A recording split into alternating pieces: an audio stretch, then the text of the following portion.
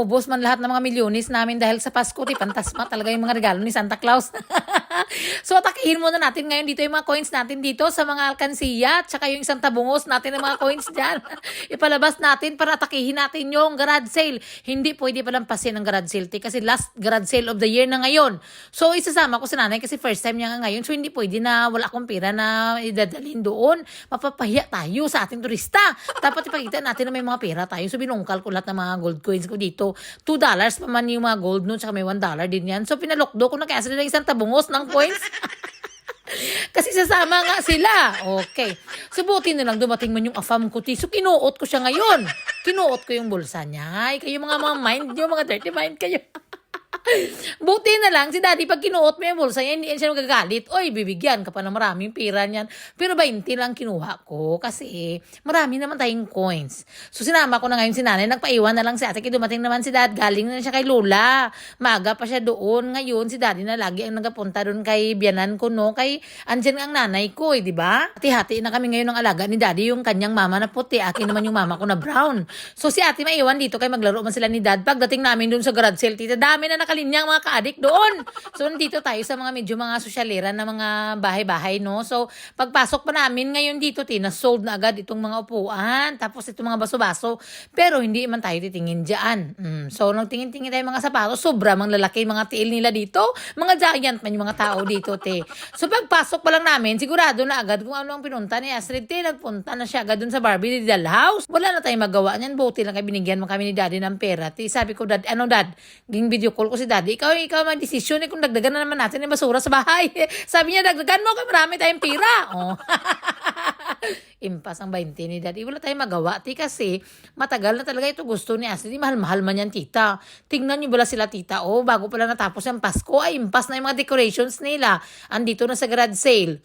Ang sabi ko sa inyo, ti, mga bata dito sa amin sa Australia, mga spoiled sila sa mga gamit. Madali lang sila ma-excite, no? Ay, nakita pala ako ng sing-sing, tita. 975. Pure silver talagang nakita natin. Buenas kaday. Oh, di ba? So, balik tayo dun sa mga toys na sinabi ko sa inyo, tita. Dito yung mga bata, marami sila lagi mga regalo, no? So, mga ilang minutes lang yan, nasa tabi na yan, kaya mawala naman ang gana nila dahil nga dami sila mga toys. So, isa na to yung example nito, oh, yung mga baril-barila na yan, nagamit naman ng mga bata niyan. Pero pagkatapos yan, tita, wala na. Nasa tabi na lang yan siya. So, anuhin man natin yan, din magdagdag sa mga anak ko naman, mga babae naman. So, anuhin man natin yung mga baril-barila na yan. So, ngayon, meron dito mga panglalaki na naman mga sapatos, mga lalaki na mga sapatos, tita, no? Okay? Kahit na malaki na yan, tita, yung itim na yan, mas malaki pa talaga ang paa ni dad, 14. So, hindi pa rin magkasya yan. So, mga gamit na pang-camping, nagatingin-tingin din tayo sa mga gamit na mga pang-camping. Kasi alam nyo na after ng New Year, mag-camping tayo. Andito din mga maraming toys, no? So, halata naman talaga na lalaki yung baby nila dito, tsaka may girl din. Kung malalaki lang sana yung mga balikbayan box dito, pang bibilihin ko mga ito, ipadala ko dun sa mga pamangkin ko, mga kapitbahay ko, lahat ng mga bata dyan na pwede pa magamit. Ito, tita, kasi gaganda pa talaga. Kaso lang, mahal na nga yung box, maliit pa, hindi worth it yung ipapasok mo, lagyan mo lang ng toys na bulky. So, sayang lang, ti, parang walang, walang worth yung pinadala mo. Yung akin lang naman, lukay-ukay ko para makita ninyo, no? So, nakita ko dito si Uncle, andito si Uncle. Ang asawa ko, ito eh. Magalit talaga yung asawa ko pag tinawag ko siya na si Gro. Kamukha sila talaga. Ay, sorry dad. So, ito naman makikita nyo ngayong pula na tita. Ito yung ginasakyan ng baby po. 0 to 6 months yata pwede na dito. Yan yung ginasakyan ng bata. Hindi pwede yan kugusin dito sa amin. Bawal yan, no? So, dapat may mga upuan din silang sarili na nakahiga talaga sila para safety sila. O, mga 4-wheel drive dito. Andito yung sasakyan ko. Ay, ampot na lang. Hindi ko man ito mapadala sa inyo. So, last na yun. Uwi na kami, tita. Wala na kami ibang binili.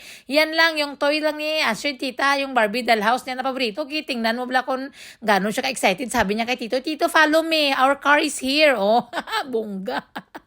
So, pag-abot agad ng bahay, of course, gin-install agad namin. Kay excited nga yung mga bata. Alam niyo naman kung gano'n yan sila ka-excited lagi. Gano'n lang talagang gagawin nila. Pagdating sa bahay, ilang minuto lang, wala na naman sila ng gana. Ay, nagbalik pala dun si Inday. Pagkatapos, sayo-sayo, pakita niya ng kanyang toy. Sabi niya, Mami, video me because I've got a Barbie doll house. Okay, next!